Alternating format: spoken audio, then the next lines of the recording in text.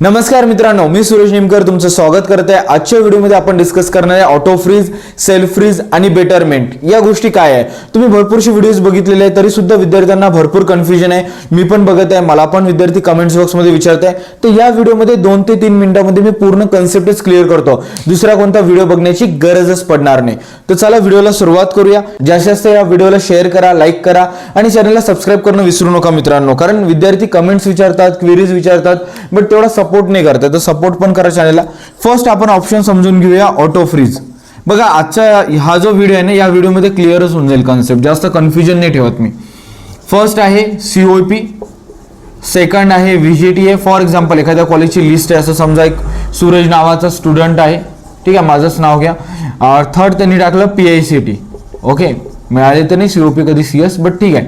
सीओपीची CS branch टाकली होती सूरजने आणि सीओपीची सूरजला काय झालं, सीओपीची सीएस ब्रँच मिळाली, म्हणजे ही ब्रँच जर अलॉट झाली तर हे कॉलेज काय होऊन जाईल, ऑटो फ्रीज होऊन जाईल। Auto freeze in the sense ह्या कॉलेजला तुम्हाला काहीच करण्याची गरज नाही, गव्हर्नमेंटच्या साईडनंच, ओके एक मिनिट, ठीक आहे, गव्हर्नमेंटच्या साईडनीच काय होते ते कॉलेज ऑटो फ्रीज होऊन जातं। इथे तुम्हाला चेंजेस नाही करता येत। तुम्ही ऑप्शन फॉर्म तुम्ही डायरेक्टली कॅपच्या काय होतं बाहेर निघून जाता, म्हणजे एक्झिट होते तुमचं, तुम्ही पुढे ऑप्शन फॉर्म वगैरे भरू शकत नाही, डायरेक्टली कॅपच्या बाहेर चालले जातात। तुम्हाला डायरेक्टली या कॉलेजला जाऊन काय करावं लागेल, रिपोर्ट करावं लागेल 16 ऑगस्ट टू 18 ऑगस्ट आणि तुमची ऍडमिशन करावं लागेल तुम्हाला। हेच एक ऑप्शन उरतं। तर ऑटो फ्रीज असं आहे की याच्यामध्ये आपण काही नाही करत, गव्हर्नमेंट करतं, हे लक्षात आलं। आणि ऑटो फ्रीज मध्ये काही घाबरण्यासारखी गोष्ट नाही। मेजरली मोस्ट ऑफ स्टुडंट्सला पहिलं कॉलेज मिळत नाही, कारण आपण पहिलं कॉलेज नेहमी कसं टाकतो, अवकाशच्या बाहेर। कोणतं असतं ते, क्रश असतं आपलं, तर मेजरली क्रश मिळत नाही, तसंच पहिलंच कॉलेज पण मिळत नाही विद्यार्थ्यांना, आलं लक्षात। आता सेकंड आहे, ठीक आहे, आता सेकंड समजून घेऊ आपण एकदम व्यवस्थित। मी व्हाईट बोर्ड वर एक्सप्लेन करून सांगत आहे, आय होप तुम्हाला समजेल की रॉकेट सायन्स तर आहे नाही, ठीक आहे। सेकंड ऑप्शन आहे self freeze, okay, self freeze. आता सेल्फ फ्रीज काय, फर्स्ट ऑप्शन आहे सीओपी, ठीक आहे, सेकंड ऑप्शन आहे व्हीजीटीए आणि थर्ड ऑप्शन होतं फॉर एक्झाम्पल पीआयसीटी। इथे मेकॅनिकल टाकले असेल, इथे सीएस टाकले असेल, इथे सीएस टाकले असेल फॉर एक्झाम्पल।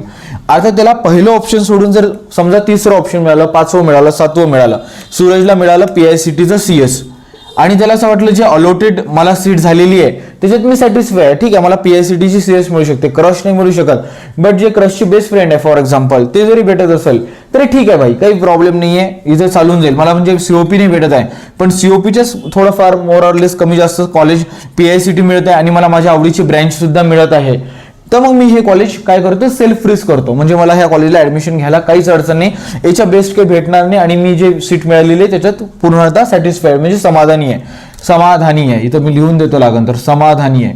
तो स्टुडंट काय करणार, सेल्फ फ्रीज करणार। सेल्फ फ्रीज केल्यानंतर त्याला काय करावं लागणार आहे, सेल्फ व्हेरिफिकेशन करेल, तो सेल्फ व्हेरिफिकेशन करेल। बघा मी प्रोसेस लिहून दाखवत आहे, सेल्फ व्हेरिफिकेशन करेल, सीट ऍक्सेप्टन्स फीज भरेल, सीट ऍक्सेप्टन्स फीज भरणार, सीट ऍक्सेप्टन्स फीज भरेल आणि कॉलेजला काय करणार, तो रिपोर्ट करणार। काय करणार, कॉलेजला रिपोर्ट करणार आणि आपली ऍडमिशन कन्फर्म करेल, कन्फर्म करेल डॉक्युमेंट्स आणि फीज वगैरे भरून। आलं लक्षात, ही प्रोसेस राहणार, self verification, seat acceptance fees आणि काय करणार, कॉलेजला रिपोर्ट करणार। हे लक्षात आलं सेल्फ फ्रीज। पण मी सजेस्ट करणार नाही मित्रांनो की तुम्ही सेल्फ फ्रीज करा मेजरली, कारण कसं आहे माहिती आहे का, जरी पीआयसीटी मिळत असेल पण आपल्याला माहिती आहे ना वरचे कॉलेजेस पण चांगले आहे, तर ट्राय करा बेटरमेंटसाठी, बट हे at the end of day तुमचा चॉईस आहे, हे माझं फक्त सजेशन आहे। तर आय होप सेल्फ फ्रीज लक्षात आलं असेल तर स्क्रीनशॉट पण काढून घ्या। बेटरमेंट काय असतं किंवा याला मी नॉन फ्रीज पण म्हणतोय ना, बेटरमेंट म्हणण्यापेक्षा बेटरमेंट किंवा नो फ्रीज ऑप्शन म्हणू आपण याला, ठीक आहे, नो फ्रीज ऑप्शन, बेटरमेंट किंवा no freeze option. For example पहिलं कॉलेज होतं सीओपी, दुसरं कॉलेज होतं व्हीजीटीए आणि तिसरं कॉलेज आहे फॉर एक्झाम्पल पीआयसीटी किंवा आणि चौथा कॉलेज आहे एखादं MIT वगैरे, ठीक आहे, MIT आहे फॉर एक्झाम्पल।